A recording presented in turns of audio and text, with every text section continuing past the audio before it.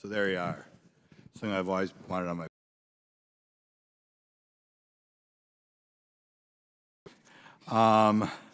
Here. This hearing of the Subcommittee on National Security, the Border, and Foreign Affairs will come to order. Welcome, everyone. Without objection, the chair may declare a recess at any time. I recognize myself for the purpose of making an opening statement.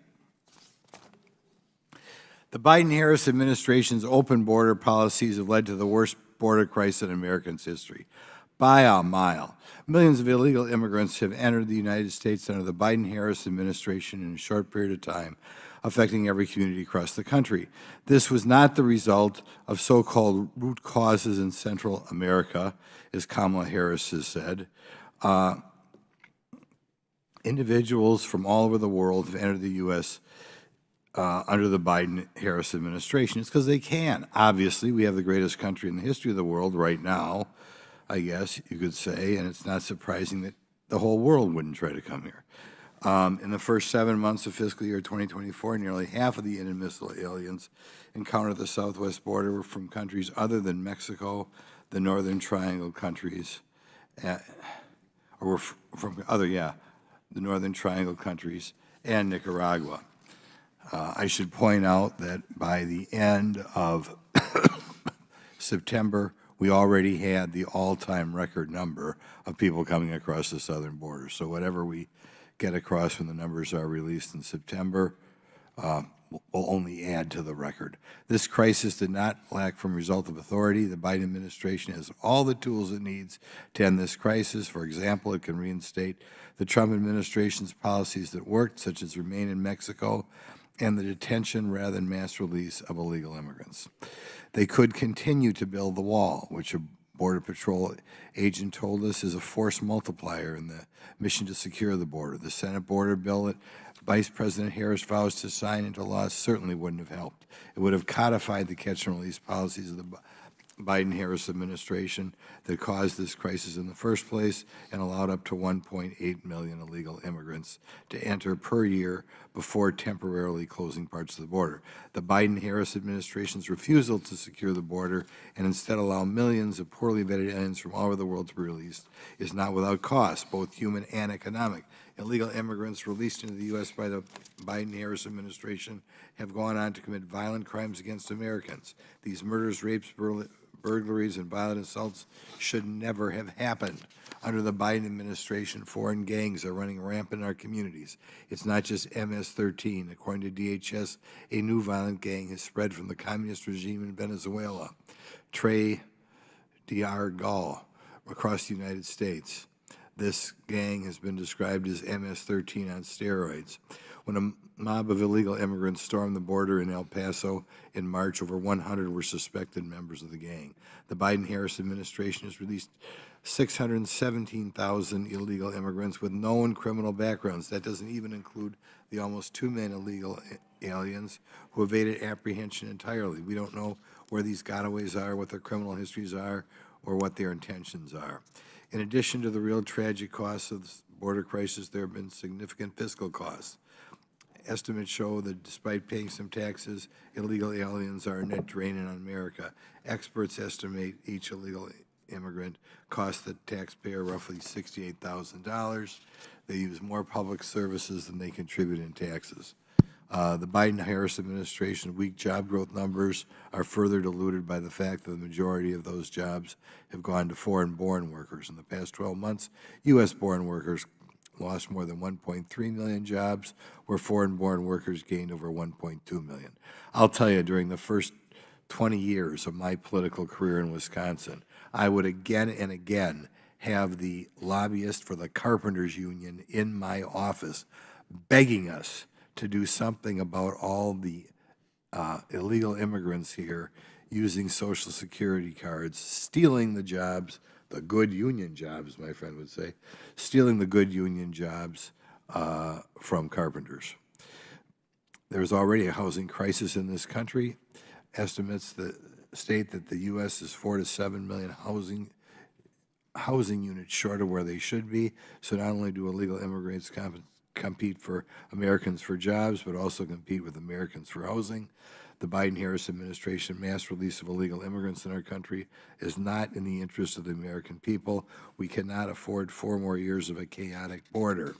I should point out that in America, we are not anti-immigrant. Every year, about 850,000 new citizens are sworn into our country. If you look at it, sometimes there's a spike, but if you look at it in 3-year increments, there has never been a time in our history in which we have had more people sworn in as new immigrants. And what do we get for being so gracious and allowing so many people in this country? We get kicked in the face by having all other people come here anyway. Well, there's my opening statement, and I'll call upon my ranking member, Mr. Garcia. Thank you, Mr. Chairman. Thank you to our witnesses also for being here. I think that obviously all folks in Congress, Republicans, Democrats, want a safe and secure border. I think what we have are different approaches to how we treat immigrants, a humane system, and ensuring that we don't go back to a process that was inhumane to people that are oftentimes struggling and just seeking a better life. We don't want to go back to family separation, to Muslim bans, to undermining our asylum system, and we know we can achieve a comprehensive goal that both has a secure border, but also a plan for immigrants that are here in this country and that are working hard to contribute to our economy and to our country. Now, legal pathways to ensure an orderly and humane process are important. Now, I strongly support legal immigration because we are a nation of immigrants. Immigrants are some of the most patriotic people I know in our country. They make our community stronger, they work hard, they build our country. I'm an immigrant. I came to this country as a young child. I love America. I think it's the best country on earth. When I raised my right hand, it was the proudest day of my life, and I'm giving back to this country. I try to every single day. And the same is true for everyone in my family who are also immigrants. But I also want to be clear why I think we're here today. It's because some folks in Congress, and certainly Donald Trump, think that bashing immigrants will win this election. Now, 2 weeks ago, during what was a bizarre debate performance, we saw, of course, the former president repeat manufactured conspiracies about immigrants, and in this case, Haitian immigrants in Ohio. As we now remember his horrible quote, they're eating the dogs, the people that came in, they're eating the cats, they're eating the pets of the people that live here, and this is what's happening in our country, and it's a shame. Now, we know that's been completely debunked. The Republican governor of Ohio, the Republican mayor of the city manager, and now even the woman that first made the claim, who's also a Trump supporter in Springfield, all have said that this was not true. Yet the lie continues to be repeated. J.D. Vance and other members of Congress have continued to amplify this xenophobic lie, and it's a shame. And we know it gets worse. We know that Haitian immigrants in Springfield also are overwhelmingly there on legal work permits. They're actually there legally, and were invited by the state and the city to work. But that hasn't stopped J.D. Vance and Donald Trump from threatening to revoke their status and to allow a mass deportation agenda. Now, Donald Trump's rhetoric has been dividing us and stoking anti-immigrant hate, I believe, since he first came down that escalator in 2015 to announce that he thought Mexicans were rapists and murderers. And he says families like mine and other immigrants are poisoning the blood of this country. Those are the facts. Now, I'm glad to say that the American people, however, don't buy that. A CBS poll found that only 1/3 of voters approve of Trump's claims about immigrants, and almost 65% believe his recent claims are false, which we know that they are. But here are some more facts. Donald Trump is not interested in border security. He killed the bipartisan border deal that was in front of the Congress, and the Biden-Harris administration has taken robust action to secure the border, and we're now seeing the results of that. And there's no immigrant crime wave, and I have to respectfully disagree with the chairman. In fact, our nation is safer today and has less crime today than it did when Donald Trump left office. Those are the facts being reported by police departments across the country. And finally, I'll reiterate, I believe immigrants are inherently part of this country. They're the backbone of our country. They make our country safer, stronger, and better. With that, I yield back. I've got to respond Mr. Chairman, a little bit. I move to strike. I'm sorry. I move to strike to speak. Okay, go ahead. Mr. Chairman, I would be hopeful that this would not be a Trump bash hating ordeal. But if the gentleman is going to speak, he ought to speak factually correct.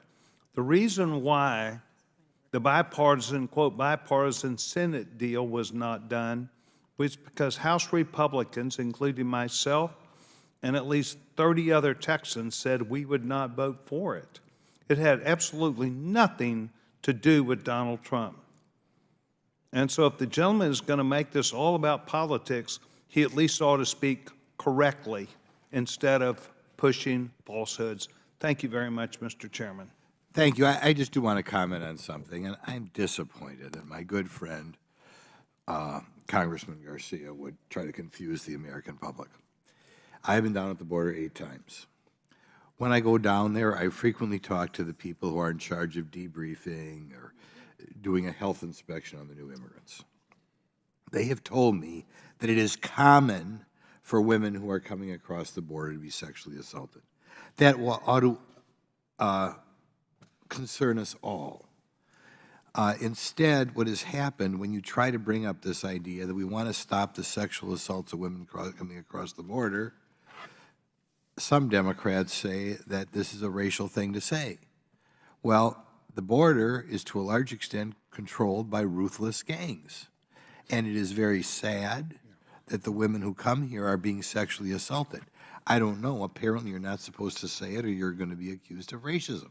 It has nothing to do with racism. Yeah. It is pointing out, including all the other problems that you have with this massive border crossing, you are having women being assaulted by the Mexican gangs south of the Rio Grande. And if you go down there and talk to the people in charge of debriefing or whatever you'd say, the people coming across, they will tell you that. So it is not a racial statement. Donald Trump cares about women and does not like to see these women who are coming here sexually assaulted. No, Mr. Chairman, thank you. And first of all, this is all a point of order. I mean, this is not a part of the way the hearing procedure works. But I will just respond. I do want to ask unanimous consent, since we're having this into the record, a September 17, 2024 article from Fox News titled, "Border Patrol Apprehends 58,000 Migrants in August, down from the record 250,000 in December." And so let's be also clear that it was the bipartisan border deal, which I was discussing, that President Biden got put in, that's actually dropped migrant crossings. Now we're back to historic lows because of that. And so everything I said was also factually correct. I think it's important to call out people that are also demonizing immigrants, and it's important that we stick to the facts. So I was just purely responding to that. Thank you, Mr. Chairman. So can, Without objection. if we're just going to have a discussion, I'd like to weigh in. So are we going to go back to regular order, or? I guess we should go back to regular order. We will go back to regular order now. That's too bad. I wanted to weigh in, as long as everybody's weighing in, freestyle. And Biggs always has great things to say. Well, your time to ask questions will be coming up soon. I'm pleased to introduce our witnesses today, Dr. Steve Camarata, Director of Research for the Center on Immigration Studies, leading researcher on immigration issues. His work has been featured in national publications, including the New York Times and Washington Post. Look at that. You got a guy from the New York Times and Washington Post. Chris Clem served over 27 years in the U.S. Border Patrol in multiple locations across the border and at headquarters. He retired as the Chief Patrol Agent in charge of the Yuma sector in Arizona on December 31st, 2022. And Adam Isaacson, the Director of Defense Oversight at the Washington Office in Latin America, which monitors U.S. cooperation with Latin American security forces as well as other security trends.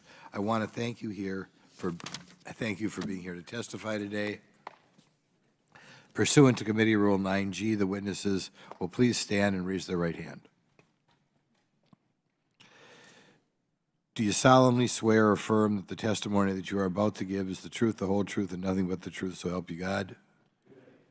Let the record show that the witness has answered in the affirmative. Thank you. You may take a seat.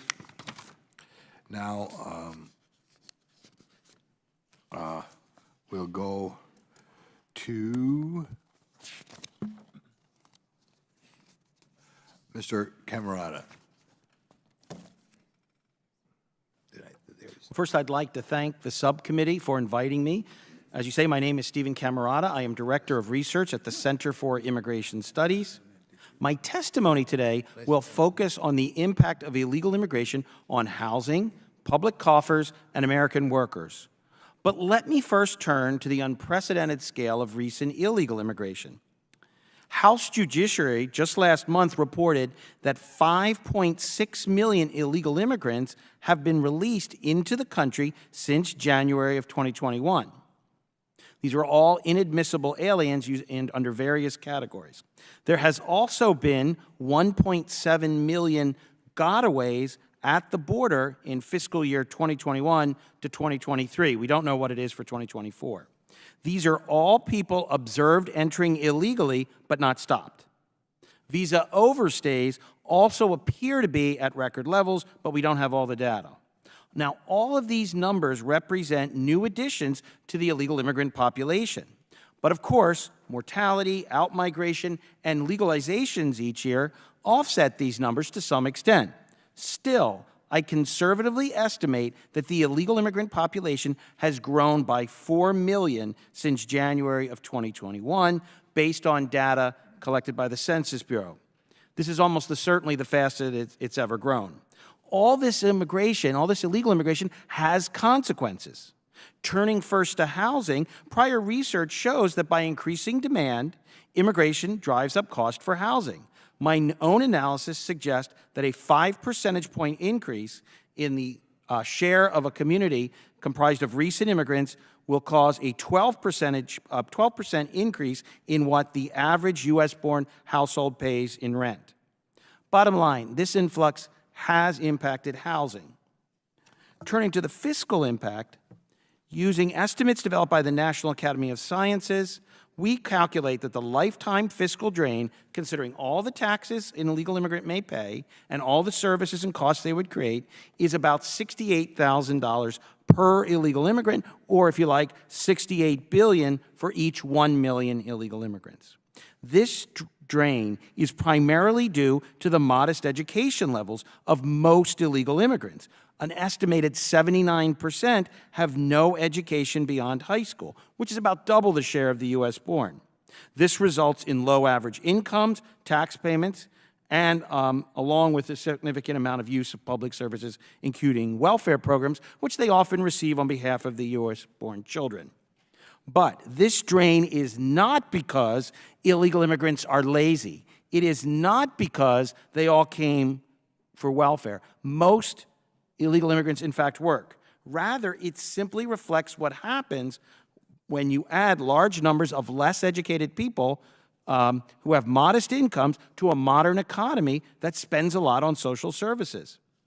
Finally, let me touch on the labor market. First, the idea that illegal immigrants only do jobs that Americans don't want is false. Of the 474 occupations as defined by the Department of Commerce, only 6 are majority immigrant, and we could find none that look to be majority illegal immigrant. There's good evidence that immigration, by increasing the supply of workers, reduces wages and employment for some American workers, though distinguishing the impact between legal and illegal is always challenging. But perhaps the most important thing to think about is this immigration is occurring in the context of the well-documented long-term decline, increase in the share of working-class U.S.-born men not in the labor force. And they don't show up as unemployed because they're not actively looking for work. Let me give you one example. About 1 out of 9 U.S.-born men, 16 to 64, with no education beyond high school, was not in the labor force in 1960. By 2000, it was 1 out of 4. Today, of these working-age men, it's about 1 out of 3. Job competition with illegal immigrants is only part of the reason for this. However, tolerating large-scale illegal immigration has allowed employers and, frankly, policymakers to ignore this huge social problem. After all, why care about all the working-age Americans on the economic sidelines if we can just hire eager immigrants? But the huge increase in American men not in the labor force is linked to significant social problems, from drug overdose deaths to crime to suicide and alcoholism. Reducing illegal immigration would help force the country to deal with this huge problem in our labor market. Thank you. Mr. Clem? Good afternoon, Chairman, members of the committee. My name is Chris Clem. I'm a retired Chief Patrol Agent of the U.S. Border Patrol. Began my career in 1995 in Lordsburg, New Mexico as a GS-5 Border Patrol Agent trainee and retired 21 months ago as a Senior Executive Service Chief Patrol Agent in Yuma, Arizona. Therefore, my responses and testimony today will be based on the best recollection of my experiences and observations over the last 28 years. I spent most of my career along the southwest border, where I was a canine handler, collateral duty intelligence officer, firearms instructor, and I spent a few years in Washington, D.C. and New Orleans, Louisiana.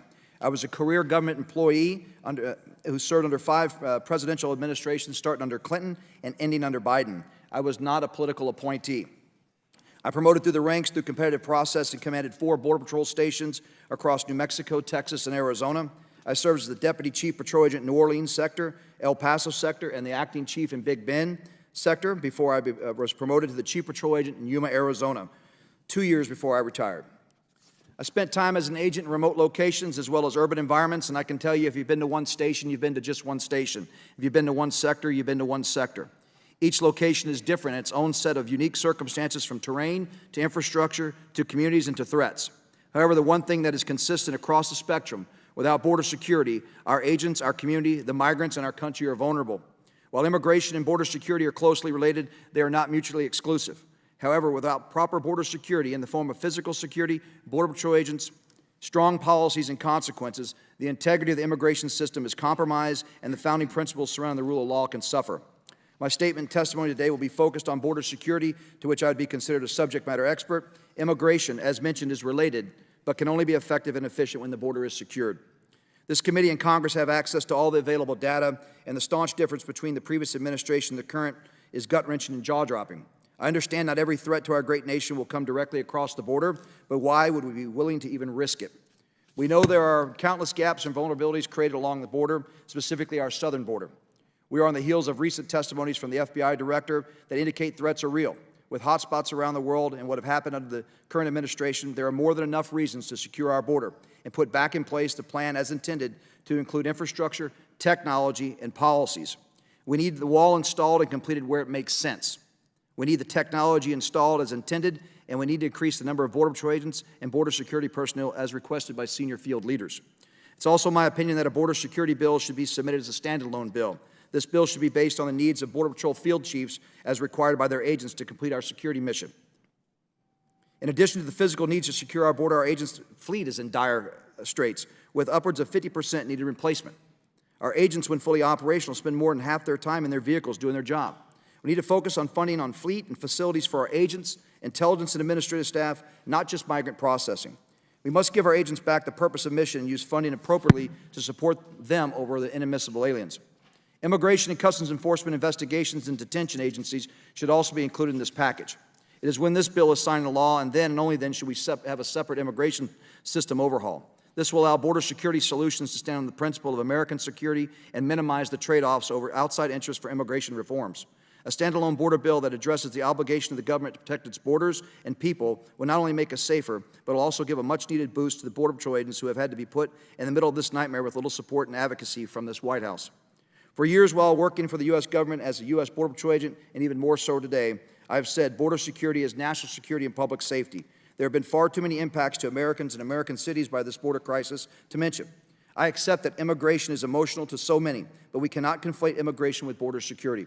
If we took a strong focus on securing our border with real, proven solutions, we can make our country stronger and safer while reducing the risk as well as the impacts throughout the country, and then we can address the immigration needs of our country. We should always strive to remain that beacon of hope for those that are being persecuted and tortured, but beyond that, we should not put our country at risk. We can secure our border with common sense and compassion that keeps our country safe. I want to thank you for the opportunity to speak today, and while much of my testimony is similar to one earlier this year, the fact is that the fundamental needs of border security have still not been met. My full statement has been submitted for the record, and I look forward to your questions. Chairman Grothman, Ranking Member Garcia, thank you for inviting me to speak with you today. I last testified in the House 10 months ago. Since then, the number of migrants entering Border Patrol custody has dropped by more than 3/4. Fewer people came to the border in July and August than in 9 different months of the Trump administration. As my written testimony explains, that's because 2 crackdowns have brought the numbers down for now, one in Mexico and one in the U.S. asylum system.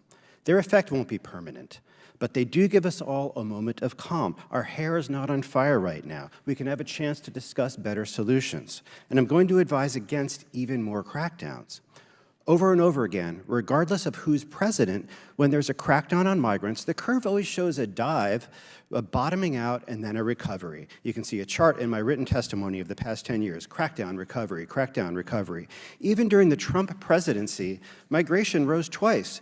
You had sort of the caravan and family asylum seeker period in 2018 and 2019, punctuated by family separations in 2018, but that didn't make that much of a difference. In mid-2019, Remain in Mexico did bring the numbers down, but then that had leveled off by the fall. And into spring 2020, it was leveled off, and then COVID came and closed the world's borders. The second increase was the last 8 or 9 months of the Trump administration. Title 42 was in effect, but from April 2020 onward, every month was greater than the last. Border Patrol apprehensions tripled from May to October, an absolute hockey stick change.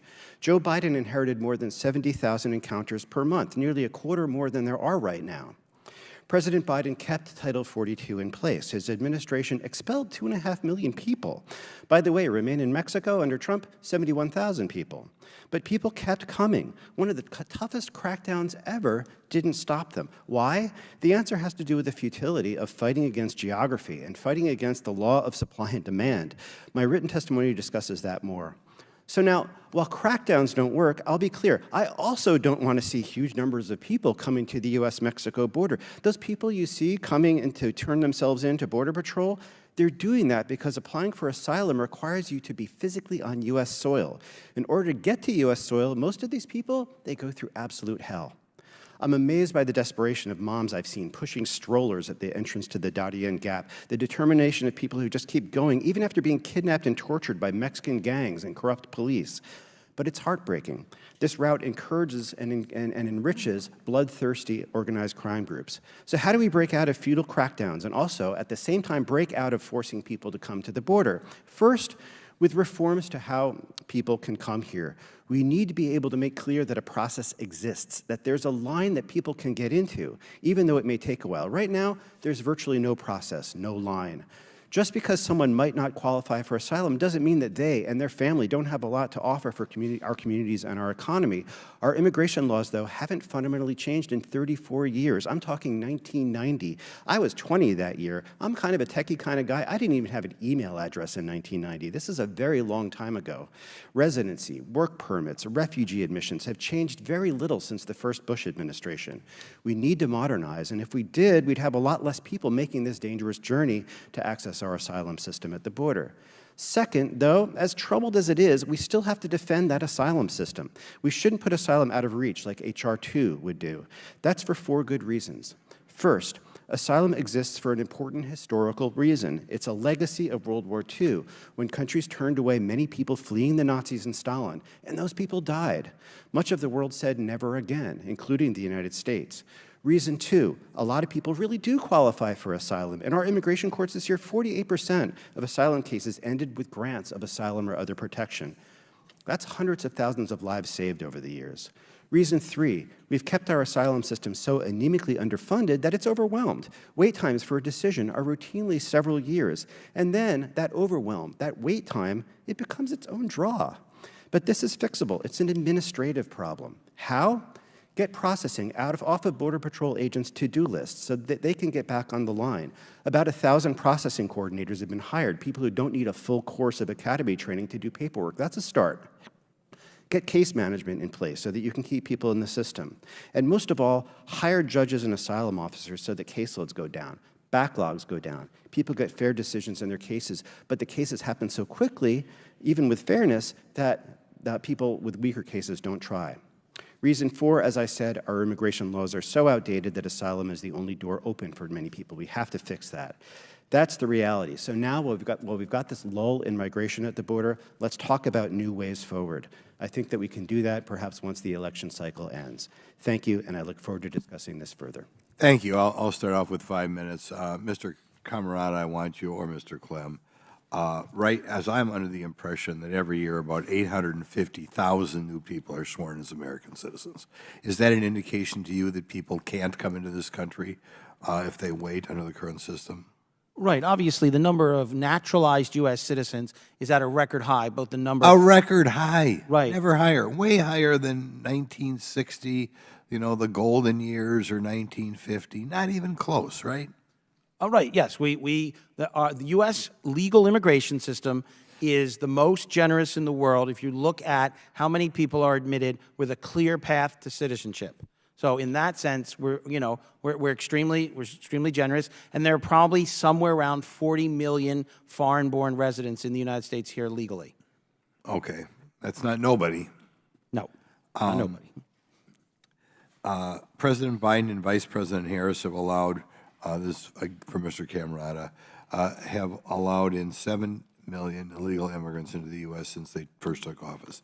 Does this abrupt introduction of 7 million illegals strain public services and represent a fiscal challenge? Yes, and as I said, it's not because illegal immigrants are lazy and don't want to work, or it's not because they're all on welfare. It's that people in a modern economy like U.S., and this is true of the native-born, there's no difference, who don't have a lot of education, and that represents the vast majority of illegal immigrants, don't make much money in this economy. They don't pay that much taxes, even if they have work authorization and are on the books. There are always exceptions, and they tend to use a lot of services, and that's especially true once they have any U.S.-born children. Okay, I'll come back to something I said when I led off here. When I was a Wisconsin legislator, the carpenter union would again and again complain to me that they felt people were coming and stealing the good union jobs from other carpenters. Is this a problem today? Are they stealing jobs from Americans? Well, the word stealing might be taking jobs that otherwise would go to law-abiding Americans? Right, and by increasing the supply of workers, they certainly make employers happy, but that tends to have a downward pressure on wages, making jobs less attractive. And the real crisis in the U.S. labor market is all these people who are of working age who are not looking for work. They're not working, and they're not looking for work. And that is a 6-decade increase. And it's a social disaster. If we want to solve that problem, we have to curtail illegal immigration, let wages rise, and do a bunch of other things. Yeah, I'm usually with the successful people in my district. I like successful people. But I always wonder how I should take it when they tell me we could, if we allowed more immigrants in this country, they wouldn't have to give so many raises. Is it right what my employers are telling us, that it's a way to hold down wages if we let more people, immigrants in this country? Yeah, and you can sometimes even find employers who say things like that. A former CEO Well, yeah, they of do. Walmart They do. said something to that They effect. don't like to give people 16 or 17 bucks an hour. Or more. They pine for the days when they could give 10 or 11,000.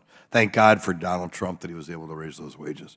Mr. Clem, you have 27 years of border security as a Border Patrol agent and led the UMass sector as Chief Patrol Agent. Vice President Harris, the borders are focused on the so-called root causes. Is it fair to say that the catch and release policies of the Biden-Harris administration, not issues abroad in foreign countries, have been actual and main cause of the border issue? And I think I'll ask you to look at this. You look at the number of people coming across, say in the 90s or the 80s or the 70s compared to today, I don't think the world collectively is that much more dangerous. What is driving this big increase now compared to 10 or 20 years ago? What I can tell you is that without consequences, people are going to keep coming, and that's one of the big challenges that we faced when I was chief. It's what we saw happening the latter part of my time in El Paso. When there is no room to detain somebody who has entered illegally, who has been placed in removal proceedings, and they are essentially caught and released, that is what we call a pull factor. So specifically in places like Yuma, where I was chief, we didn't have a lot of Central American and Mexican nationals coming across. We had people from all over the world, 116, 117 different countries. So the smuggling network, the trafficking network has got, tentacles all around the world. And so people were coming here knowing that once they crossed, they were likely not being detained beyond Border Patrol and be released, and could be released in the United States for several years before their initial hearing. So to me, that's a pull factor that is that's driving a lot of the people coming on our border today. You would know the answer to this, and I mentioned it before. Are some of the women coming across that southern border sexually assaulted? Absolutely. A lot of them? A lot. It's hard to quantify that, but I will tell you that most of the people that we talk to through our intel debriefs and to people that run victim assistance shelters will tell you that from day one, when they start their journey in the hands of the smuggling networks, from whether it's South America, Central America, or through Mexico, they are exploited. They are sexually assaulted. Many of them are taking birth control because they expect to be some kind of assault along the way. It's that horrible. Yeah. You're giving minor girls birth control because they think it's almost predictable that they're going to be sexually assaulted, right? Yeah, that's what we hear through our debriefs, yes, sir. Unbelievable. Well, okay, now I'll go on to my partner in crime here, Mr. Garcia. Thank you. And I also agree, obviously, sexual assault, whether it happens anywhere, and certainly the border, I think, is sick, and we should do everything we can to stop that behavior. I think a lot of things have been said at this hearing, and I hear all the time about migration, what immigrants are doing, why they're coming here, but I also want to clear some of the misinformation that we've already heard today, but also it's important to clear up the facts about some of the data that's being used that I believe is actually incorrect, and I think that the facts make it clear.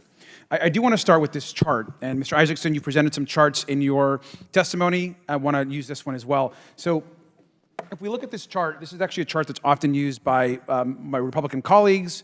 Donald Trump uses this chart. It's pretty famous, and it shows the migration spike here over time.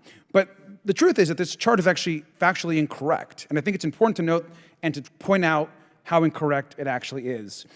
First, it says that Trump left office in April 2020, right here, when migration was actually at its lowest point. We know that's actually not true. Can you actually tell us what happened in 2020 and why was there a huge decline at this point in the chart? Sure. I mean, all of the world's borders closed everywhere in March of 2020. Because of the COVID pandemic. Exactly. Right, except the Republicans who have used this chart over and over again, including in other committees, keep saying that's when Trump left office. Now, when did Trump actually leave office? January of 2021. That's right, and January of 2021 is actually right here. So I'll add an arrow to that. Ooh, arrows.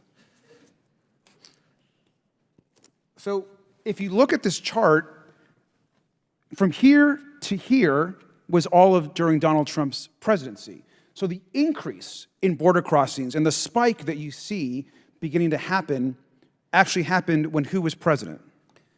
That's right. Things are already going up, a lot of single adults, and then just after that, the world's borders really start opening. That's right. And so obviously, the border crossings start increasing. Joe Biden then becomes president. And then something else happens that's missing in this chart. We had the bipartisan border deal. And then, as we know, border crossings actually begin to decrease. So I'm going to add actually where we are today. This is actually where we are today with these illegal border crossings. And so I think it's important that we actually stick to facts. This is incorrect. When Donald Trump actually left office, what was actually happening in 2020, and the addition to this chart, which is actually where border crossings are today, an issue solved by the Biden-Harris administration, just to be very, very clear. And Mr. Isaacson, I also want to note, then we've discussed contributions of migrants, contributions of crime, and I think it's important that we know, yes, Donald Trump killed the bipartisan Border Patrol deal. We know that. And there's also been attacks on immigrants that somehow there's some sort of crime wave that immigrants are causing. Right. I also want to use this chart. This chart, by the way, is compiled by data by the men and women in our local police departments across America. So police actually submit this information. Now, let me ask you, do you agree that the country's safer than it was in the 70s, 80s, and 90s? Yes, it absolutely is. Right, because this is actually our crime trends and actual homicide rates in the U.S., and this is where we actually are today. I do see a spike in crime, actually, in 2020, right over here. Who was president when that dramatic spike happened? Donald Trump, but also COVID, yeah. Right, but Donald Trump was president, exactly. And Donald Trump, actually, murder rates surged by 30% to the highest rate since the 90s, correct? That's right. Now, in 2021, when Joe Biden became president, violent crime rates have now begun to decrease. So I just want to point out also that when we talk about migrants, we're talking about what the impacts to national crime rate is, that crime has actually plummeted this year, and the Biden-Harris administration has actually made the country safer. And so we've invested in community policing, and again, they understand that immigrants can contribute to this country. But just to connect back to the border, do you see any correlation between the crime rate in this chart and trends in migration over the last decades? No, I see no correlation at all. Is it safe to say that migration does not bring crime to our country? Would you agree with that? No, the studies I've seen show that the migrant population commits crime at a lower rate than the U.S. And in fact, also, when you look at studies of migration, we know that migrants actually cause less crimes than natural-born citizens. That's also correct. Is that also true? Yeah, I mean, of course, migrants do commit some crimes, but the rate is lower. And if you commit a crime, you should be held accountable to that crime, of course, and we know that's also critically important. So I just want to thank you because I think facts matter. They're important. This is a nation of immigrants, and I think it's important to actually stick to the data and the facts. And with that, I yield back. Mr. Sessions. Chairman, thank you very much. Mr. Ikinson, what does the city of New York think about their crime problem and immigration? The city of New York has a homicide rate much lower than Washington's, and it's actually going down. So that's what is that what the mayor says? Is that what the governor says? Is that what the people say?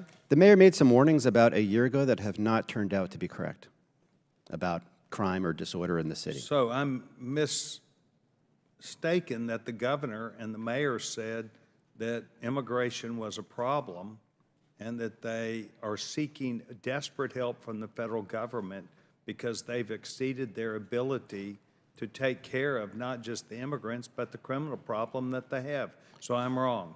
About a year ago, 2 years ago, they had a lot of people coming from Venezuela who did not have a lot of contacts and people that they could stay with in the United States. And they were at first a burden on the system. They are not anymore, and their numbers are way down. So thank you for your testimony. Mr. Clem, Mr. Camerata, I've been told, no, it's not a problem in New York, not a problem in New York City. I'm wrong, Mr. Clem? I wouldn't say you're wrong because we've seen the facts that we've had illegal immigrants that have been caught and released and transferred to New York City committing crimes. I would also say you're not wrong because the mayor of New York City sent his team down to places like Del Rio, Texas, and Yuma, Arizona to see firsthand what was happening back in 2022. They obviously knew something was going on and were concerned for their constituents in their respective cities. So, yeah, you're not wrong. There's certainly been high-profile crimes committed by illegal immigrants. And I've written on this question of the background rate of crime rates for immigrants and the U.S. born. It turns out the data is not very good. But let me just say this. Keep in mind the policy. Sanctuary cities, as a matter of policy, release people who've been arrested and are in jail. The one group of immigrants we know has a high crime rate are people who get arrested and are in jail. And when the ICE asks them to hold that person, they, as a matter of policy, often release. That's what a sanctuary city often does. That is extraordinarily foolish, even if you think that illegal immigrants, on balance, have a somewhat lower crime rate than other groups. Releasing people who get arrested is very foolish when ICE is willing to take them. And that's what these cities do.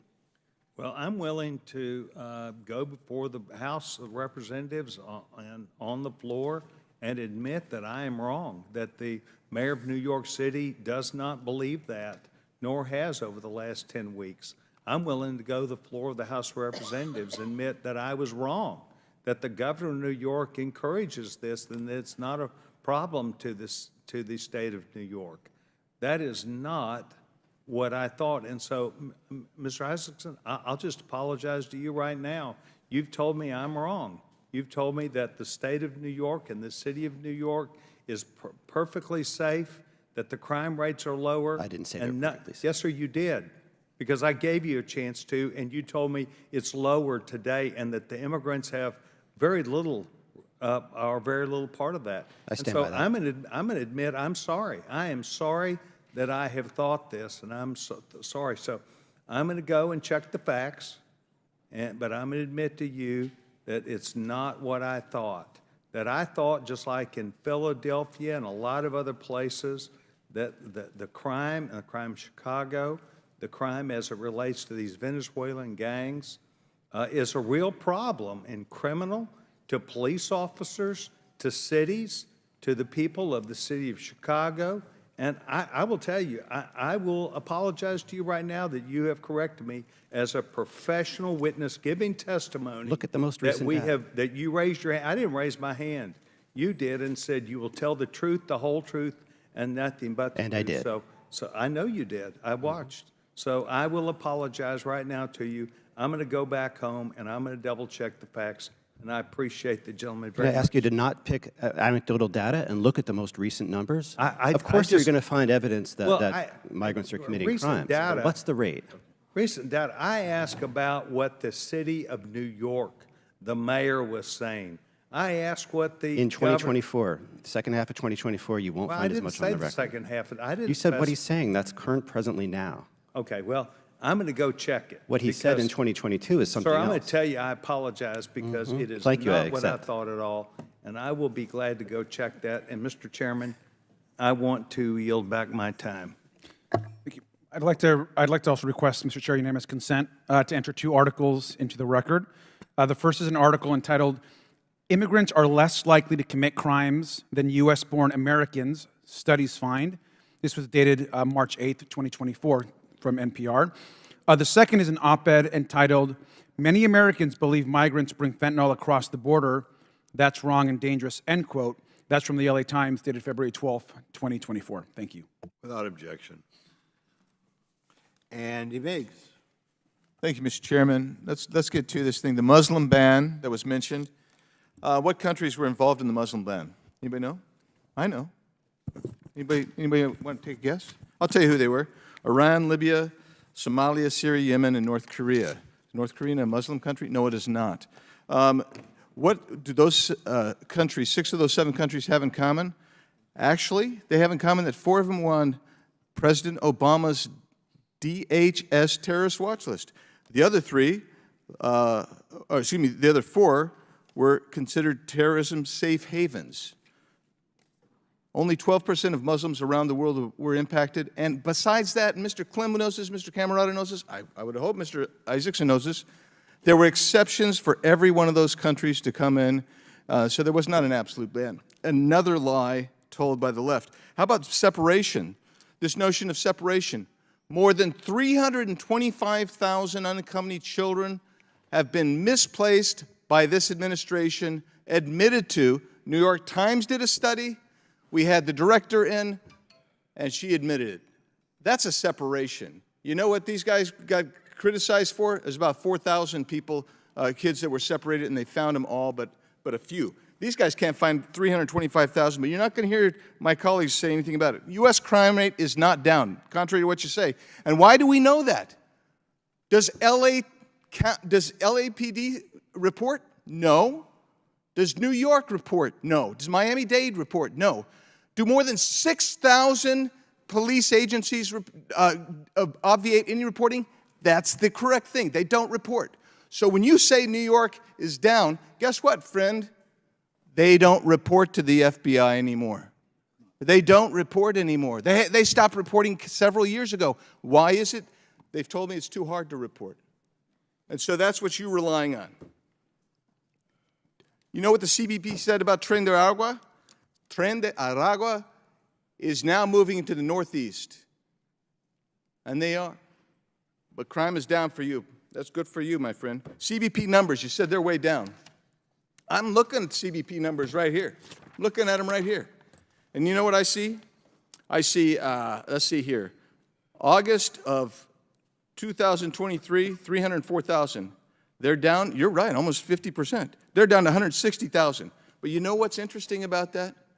Jay Johnson, Obama's DHS secretary said, look, if you have more than 1,000 a day, you've got a crisis. Mr. Clem, is that a crisis? You've been there. How many in the last year that you were sector chief, fewer than 8,600 encounters in Yuma? Is that right? In 2020, it was just approximately 8,800 arrests in Yuma. In 2021, it went up to 114,000. And then in 2022, it went up to 312,000. So we went up to over 1,000 a day just in Yuma alone. Right. So if you take it, if you're standing on top of Mount Everest and you come down 1,000 feet, it may look like you've really descended a whole lot, but you ain't descended back to normal. And we're nowhere near normal. And that's the lie. That's statistics that you guys are rallying around. It just blows my ever-loving mind. How about the bipartisan deal, the so-called bipartisan piece of crap deal out of the Senate? Mr. Clem, I read your statement, and what did you say? You said something like this. You said, it failed to address the border security requirements still needed by the U.S. Border Patrol. If enacted, it would codify a mandatory nationwide catch and release scheme for all populations anytime there is limited consequences of detention or removal, even returning to Mexico, incentivizes more people to make the dangerous journey. That dangerous journey, that's what's inhumane, is it not? That's correct. The journey is dangerous. And so the bill that you referred to as a better bill was H.R. 2, which has been languishing over in the Senate for over a year now. That was a bipartisan bill. That was a bill would have made significant changes along the border. Quit lying. Let me tell you, how about CBP1, the CBP1 app? How is that figured in? How's that counted in? Is that counted in your encounters between ports of entry or at the port? No, it's not counted in. And you know what? You know what those numbers are? And this will take you right back up to 2023 levels. 530,000 migrants, okay, that's the CHNV program. 813,000 came in under the CBP1.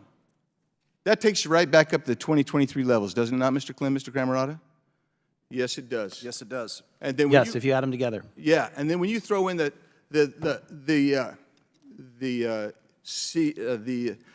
Cuba, Haiti, Nicaragua, Venezuela numbers, now you're back right at maybe even a little higher than the 23 numbers. And that's the point that none of you all want to admit. You want to dance around it and you want to say, well, now they're legal. They got some kind of legal status. You know what they've got? They've got an illegal parole status because parole under the INA is meant to be a singular, particularized parole status. But they've got categorical parole status here. And they know that's wrong, and that's where they should have stopped. And Mr. Chairman, my time's way over, but there's so much more to say here to rebut the crapola we've heard here today. Yield. Mr. Chair, since I know time went over, can I just add one thing? If he's at, It's in. if he's adding, I'm going to add. You got time before we started. I didn't get that time. Oh, well, that's because I'm the ranking member. Yeah, of the who committee. cares if you're the ranking member? If you ask for a regular order, then do regular order. Thank you, sir. As ranking member, can I, since you had more time, just one quick thing. I just want to clarify that actually the gentleman is actually incorrect. Both the states of New York and California, the city of New York City, the city of Los Angeles, do send their reports and their crime reports, and they are included in the data.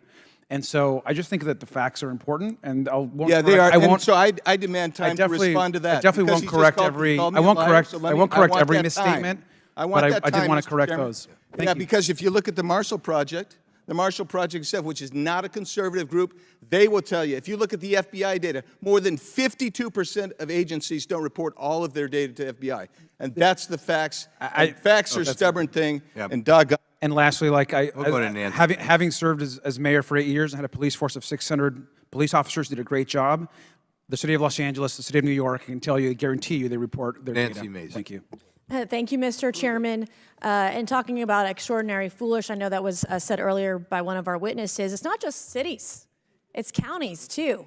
I've been nuking Charleston County Sheriff over the last 24 hours over her lies about the illegals that are in South Carolina, her lies about releasing them into our state, and that sort of thing. And when you're talking about New York, Mr. Biggs, if you talk to an NYPD officer, they'll tell you they're not charging these illegals with crimes.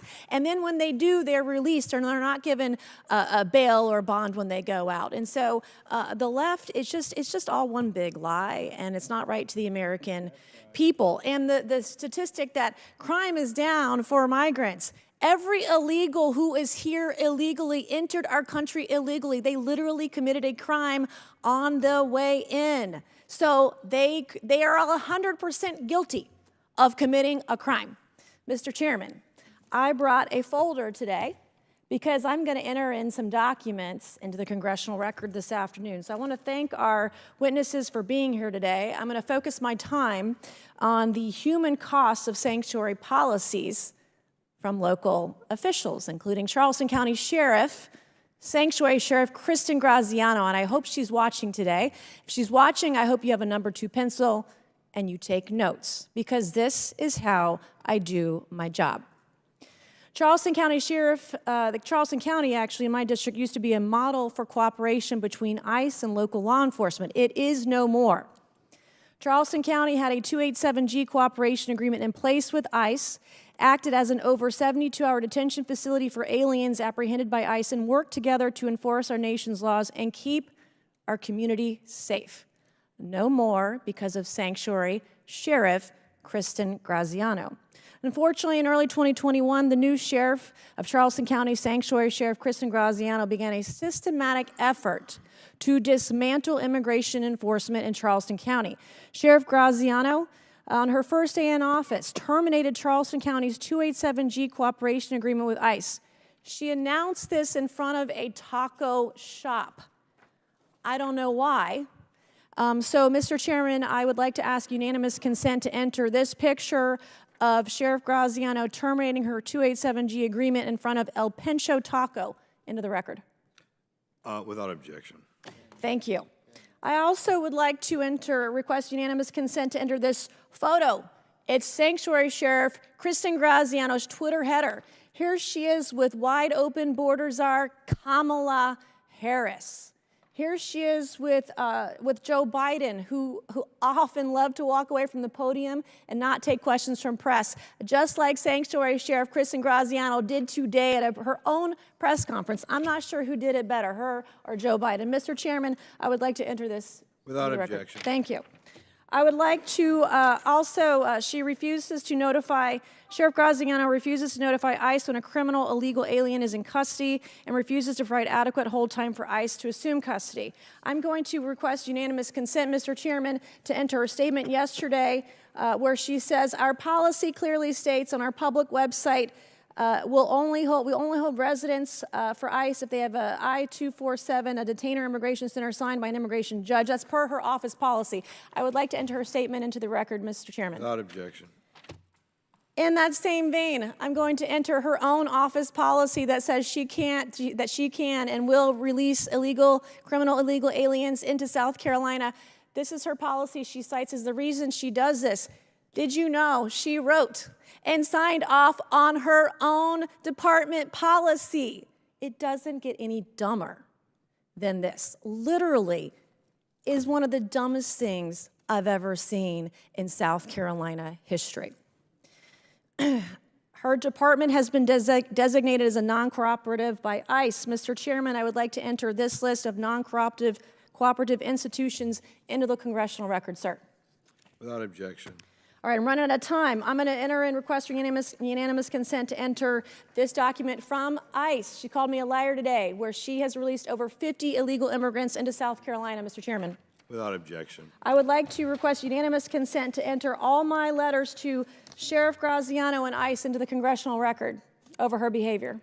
Without objection. And lastly, she called me a liar today, and she also said that crime has gone down, violent crime has gone down in Charleston County. Mr. Chairman, I would like to ask for unanimous consent to enter the SLED, State Law Enforcement Division's Crime in South Carolina annual report, where it shows violent crime is up. Murders, aggravated assaults, stolen vehicles, etc. It's up, it's not down, it's a lie. Mr. Chairman?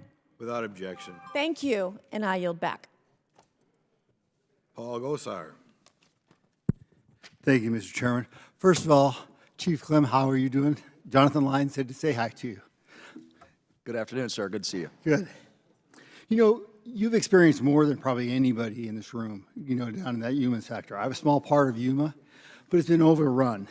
I want you to talk about what was just found on our border, these 8 IEDs and the 4 Rucker-propelled grenades. Well, I don't have that much fidelity anymore because I'm retired, but I can tell you what has been open source, and that is a place near La Nariz, which is in Sonoita, outside of Sonoita, Mexico. I would say about 40 miles southeast of Lukeville, Arizona. They're near Ajo, Arizona. And my understanding, it was less than 1/10 of a mile from the border. There was several IEDs and RPGs. More than likely, based on my experience, that is for cartel infighting, taking over land, using it to, embolden their operations over there. But being that close to the U.S. border, it is a threat. It's a threat to everybody in the region. It doesn't take much for somebody to turn an RPG or put an IED right there at the border and injure any of our CBP personnel or Border Patrol agents. So something like that close to our border is a concern. That's why I say it's more than immigration. It's border security, it's national security. Right. You know, we haven't had anybody, and I'm being facetious here now, we haven't had anybody from the Middle East at all come across those borders, have we? We've had them from all over the country, all over the world, excuse me. 177 different countries, I believe, in the last few years. Yuma was no exception. We had plenty of people, over 116, 117 different countries during the 2 years I was chief there. when you were chief, how many people were on the terrorist watch list that came through? I actually led the nation in 2022 with 40 people that were apprehended that came across the terrorist screening database. And those are the ones you just knew about, right? Those are the ones we just knew about, yes, sir. The gotaways don't count. We have no idea who or what their intentions are. What's your general feeling about cells in this country? Well, I think we're fooling ourselves if we think that's not occurring, right? I think anybody with any law enforcement military background understands that the enemy is going to amass its army any way, shape, it can. The fact that we've had close to 1.8 or 9 million gotaways with no idea who they are, and I'm sure a small percentage of them, or a majority of them, are not on a watch list, but it doesn't take many. But I would think that, you know, fact of the matter is we've got concerns because we've got so many people from all around the world that have snuck into this country illegally that we don't know about. Now, you know, Yuma has been it's kind of out there, and they're all by themselves out there, right? And so they take an awful lot of, the locals are really doing the lowman's share of having to deal with these people, right? That's correct. Can you tell me a little bit more about your reactions or relationship with the sheriff there, Wilmot? I'm very fortunate. I have a very good relationship with all the local leadership, the mayor, the sheriff, the county supervisors. We had to pull together as a community to handle the influx. We went, I've mentioned earlier, in 2020, just over 8,800 arrests to over 110,000, 114,000 arrests, up to 300,000 arrests, 312,000 arrests in 2022. That took an entire toll on everything from the EMS service, the medical services, the food bank, law enforcement. We had to come together and build a team, a community team, using non-government organizations to help so we're not releasing people in the street in places like Yuma, Arizona, when it's 120 degrees in the summertime. And I was just there last week. I met with some of the same people, and there are still facilities like the hospital that are still haven't recovered over $25 million, I think, in medical funds. And even the food bank is still having a hard time replenishing some of the stuff they had that they used to help with the migrant influx there. And that food bank was one of the biggest in the state, right? It's huge. Because of the migrant population and the agriculture in Yuma, they had a lot of support, and for that to get depleted was pretty impactful. And if I'm not wrong, the hospital there, if you were a citizen who was pregnant, you couldn't get a labor or OBGYN to see you because they were all filled. You had to go all the way to Phoenix, which is a pretty hefty drive, right? The CEO has made that statement of the hospital that because of a lot of the influx, people coming directly to the hospital that were in need of OBGYN or labor and delivery, they had to reschedule people that were planning to come in here for births, cesarean sections. Those things had to be canceled or rescheduled because of that. So yes, that is a factual statement. You know, I thank you very much, and thank you for your service. Appreciate you. And like I said hi for Jonathan Lyons. Thank you very much. I yield back. In closing, I want to thank our witnesses once again for their testimony. Mr. Chairman, I have some documents to submit. Oh, yes. Mr. Biggs. Thank you. For the record, I submit a document from Marshall Project entitled 4 Reasons We Should Worry About Missing Crime Data.